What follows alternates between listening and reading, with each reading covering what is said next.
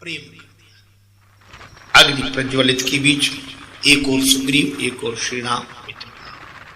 राम जी ने कहा, हनुमान, हमारे और सुग्रीव की मित्रता कराने में बीच में तुमने पावक को रख दिया, लेकिन ये पावक का तो बहाना है, पर हमें इनसे जोड़ने का श्रेय तो तुम्हें है।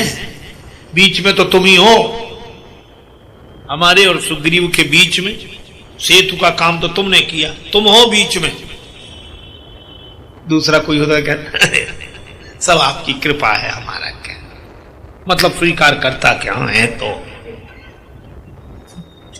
बीच में तो अरे महाराज वो तो कोई ना कोई बीच में पड़ता है, तो फिर हमें मिल गया मौका, उसमें क्या है, मतलब हम न होते तो कौन मिलाता। पर हनुमान जी ने जो उत्तर दिया बड़ा अद्भुत है। श्री हनुमान जी ने कहा कि प्रभु, आप और सुग्रीव जी मिले और आप दोनों के बीच में जो पावक है, मैं बीच में नहीं हूं, पावक है। और एक बात कहूं प्रभु, क्या? बोले बीच पावक भी दिख रहा है और मैं भी दिख रहा हूं, पर बीच में तो वो है जो दिख नहीं रहा है। का कौन है जो नहीं दिख रहा है? पावक बीच में है और तुम सामने हो, फिर कौन नहीं दिख रहा है? हनुमान जी ने कहा कि प्रभु, जो पावक के बीच में तो पावक है, पर जो पावक के बीच में है, पावक के बीच में कौन? मुझे पता है प्रभु, आपने जानकी माता से कहा, तुम पावक मह करहु निवासा, जब लगी करहु निशाचर नासा। इस पावक में तो सीता माता बैठी हैं, और सीता माता तो कृपा है, तो मुझे लगता है कि हमारा तो बहाना है, पर जीव का मिलन आपसे तो आपकी कृपा के कारण ही होता है। यह संत का स्वभाव, श्रेय भी नहीं लेना, अहम भाव भी नहीं, यह भगवान। अच्छा, एक अद्भुत बात, सुग्रीव जी डर रहे थे तो भगवान से मिलाकर निर्भय बना दिया। फिर ऐसा हुआ कि सुग्रीव जी भगवान को ही भूल गए, तो हनुमान जी ने सोचा कि यह ठीक नहीं हो।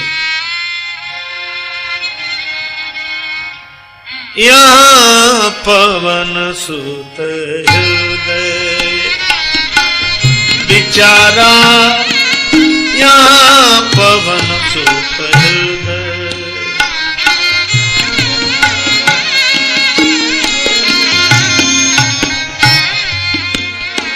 राम काज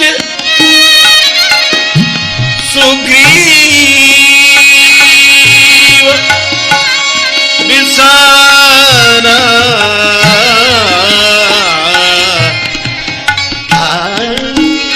पवन यहाँ पवन सुत हृदय विचार, राम काज सुग्रीव विसारा, पवन सुत हृदय। सुग्रीव जी ने राम जी को बुला दिया और हनुमान जी समझ गए, तुरंत आए, गलत हो रहा है। और ऐसी ऐसी बात कही, ऐसे ढंग से समझाया कि सुग्रीव जी डर गए। सुन सुग्रीव परम भय माना। अच्छा, अद्भुत बात है, बस यही संत का ढंग है। क्या? अगर कोई काल से डर रहा हो, कोई काल से डर रहा हो, तो भगवान की बात सुनाकर उसे निर्भय कर देना, भगवान से मिलाकर उसे निर्भय कर देना। और कोई भगवान को भूल जाए तो काल का भय दिखाकर उसे भगवान से जोड़ देना, यही तो संत का काम है। इसलिए जब कोई डरता है तो संत क्या कहते? चिंता मत करो, तू अकेला नाही प्यारे, राम तेरे साथ में, भगवान तुम्हारे साथ में, भगवान सब भला करेंगे और बिल्कुल ठीक करेंगे, डरो नहीं। तो कोई डरता है तो संत ऐसा उपदेश देते हैं कि उसका भय चला जाए, उसका मन भगवान से लग जाए, और भगवान कोई भूल जाए तो संत ऐसा डराते कि फिर हमसे मत कहना, भगवान को भूलने का बहुत बुरा फल है, फिर ऐसा होगा और वैसा। अब सुग्रीव डर गए, बोले आप समझ में नहीं आता हनुमान जी आप किस तरह की बात करते हो। क्यों? बोले पहले तो आप इतनी बढ़िया बातें बोलते थे कि हम निडर हो गए थे, निर्भय हो गए थे, और अब आपने ऐसी बात कही कि हम डरने लगे। तो आपका काम डराना है कि निर्भय बनाना है? हनुमान जी बोले न निर्भय बनाना हमारा काम है, न डराना हमारा काम है, भगवान से जोड़ना हमारा काम है। चाहे जैसे जुड़ो, भाव से जुड़ो चाहे भय से जुड़ो, यही संत का काम है। अच्छा एक बात और, भगवान सब वानरों को बुला रहे थे और हनुमान जी पाछे पवन तनय सिर नावा, पाछे पवन तनय सिर नावा, जानि काज प्रभु निकट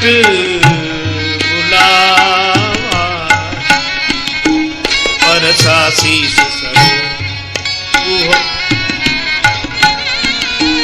पानी पानी पानी करमुद्रिका दीन जन जानी, शीस सरोनु शीस सरोनु शीस सरोनु। हनुमान जी पीछे पीछे, हाँ पीछे सब वानर आगे आगे। हनुमान जी क्या करते? चलो बढ़ो आगे, बढ़ो बढ़ो। राम जी देख रहे कि हनुमान जी सबसे पीछे। किसी ने हनुमान जी से कहा कि भगवान आशीर्वाद दे रहे हैं, सबके माथे पे हाथ रख रहे हैं, वहां भी पीछे, वहां तो कम से कम आगे रहो कि सबसे पहले हमें मिले आशीर्वाद, फिर सबको मिले। हनुमान जी बोले कि भक्तों के पीछे ही चलना चाहिए, तभी भगवान तक पहुंचते हैं, पीछे चले। अच्छा तो आप पीछे चल रहे हो, हनुमान जी पीछे चल रहे? तो हनुमान जी बोले हाँ। तुलसीदास जी बोले पीछे नहीं चल रहे, पीछे पड़ गए हैं। ये निवृत्ति परायण जो संत है ना, विरक्त संत, इनका एक ही काम है क्या? बोले कोई भगवान की ओर बढ़ा और ये उसके पीछे पड़े। भगवान की तरफ कोई बढ़े और संत पीछे पड़े। पीछे क्यों पड़ते? और तब तक पीछे पड़ते हैं जब तक मिला ही ना दे, पीछा नहीं छोड़ते। एक सज्जन बोले आप तो हाथ धो के हमारे पीछे पड़े। एक महात्मा से कहा कि आप तो हाथ धो के हमारे पीछे पड़े। महात्मा बोले हाथ धो के नहीं, नहा धो के पीछे पड़े। केवल हाथ धो के, नहा धो के मिला के रहेंगे तुम पीछे। अच्छा हनुमान जी से किसी ने कहा कि पीछे क्यों पड़े हो? बोले ये बंदर राम जी से मिलने जा रहे हैं, हम पीछे इसलिए पड़े ताकि पीछे न लौटने पाए। हम इन्हें पीछे नहीं लौटने देंगे और पीछे पढ़कर इन्हें भगवान से मिला देंगे। बस यही विरक्तों का, निवृत्ति परायण संतों की यही सबसे बड़ी सेवा है कि वे भगवान की ओर बढ़ने वाले को उसके पीछे पड़कर भगवान से मिलाकर ही छोड़ते हैं। राम जी ने कहा कि ये ठीक है, इनसे एक सब काम बनेगा। इधर आ, बुलाया। लक्ष्मण जी बोले इनसे क्या काम बनेगा, ये तो यहां भी पीछे ही है, और आप श्री सीता माता की खोज में इन्हें भेज रहे हो, ये वहां भी पीछे ही रहेंगे। अरे ऐसे को भेजो जो आगे आगे चले। राम जी ने कहा हाँ, लक्ष्मण ये पीछे नहीं चल रहे हैं, हमने देख लिया। क्या? बोले जब इनको वानरों के पीछे पड़ने की आदत है कि राम जी से मिला कर रहे, तो ये जो काम इन्हें सौंपोगे उसके पीछे पड़ जाएंगे, पूरा करके ही आएंगे, इसलिए। अच्छा एक बात और है, क्या? हनुमान जी के माथे पर प्रभु ने हाथ रखा, अपनी मुद्रिका दी और यही कहा, कही बल विरह बेगी तुम आए,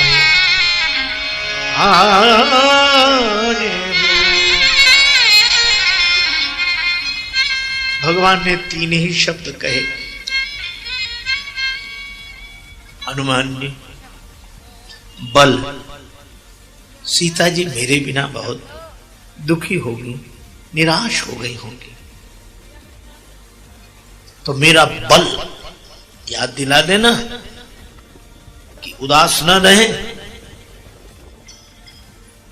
और जब वे उनके बहते हुए आंसू रुक जाएं, बल की बात सुनकर उदासी दूर हो जाए, तो हनुमान फिर मेरे आंसुओं की कहानी उन्हें सुना देना। कहीं बल विरह, 2 बात, और तीसरा एक शब्द और, क्या? कई बल विरह बेगी तुम आयो, जल्दी लौट। भगवान भाव विह्वल होकर यह बात कह रहे थे, पर लक्ष्मण जी ने कहा कि प्रभु एक बात बताएं, क्या आप कह रहे हो तो ठीक है, लेकिन इन्हें भेज रहे हो आप? हाँ। बोले इन्हें तो अपना ही बल याद नहीं रहता, ही आपका क्या सुनाएंगे? इन्हें अपना बल याद नहीं रहता, आपका क्या सुनाएंगे? और आप कह रहे हमारा बल।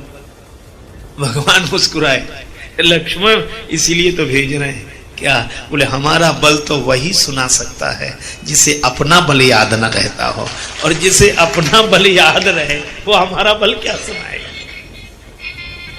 कोई अपना बल भूले ही नहीं तो भगवान का बल का वर्णन क्या करे?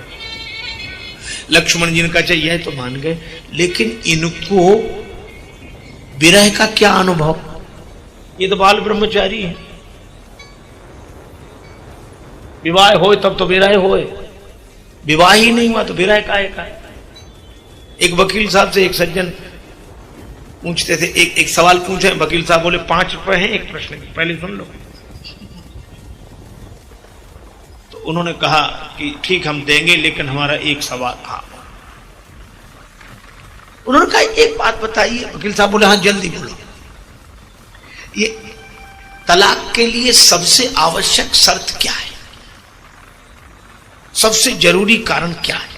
तलाक के लिए सबसे जरूरी कारण क्या है? वो सोच रहे थे कभी ये बताएंगे कि ये कारण हुआ हो तो तलाक हो, ये कारण हुआ हो। पर वकील बड़े चतुर आदमी, जैसे पूछा कि तलाक के लिए सबसे आवश्यक कारण क्या है? वकील बोले विवाह।